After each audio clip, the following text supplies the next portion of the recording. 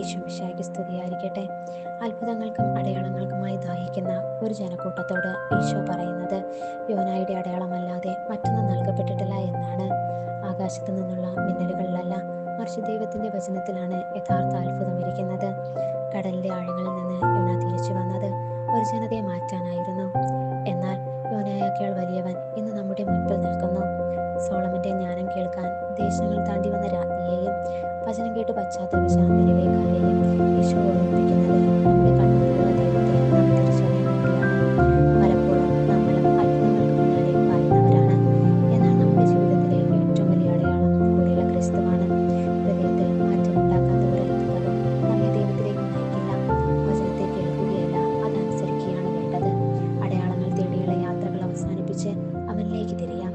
വചനമാകുന്ന അപ്പം നമ്മുടെ കണ്ണുകളെ തുറപ്പിക്കട്ടെ, ഹൃദയങ്ങളെ മാറ്റിമറിക്കട്ടെ.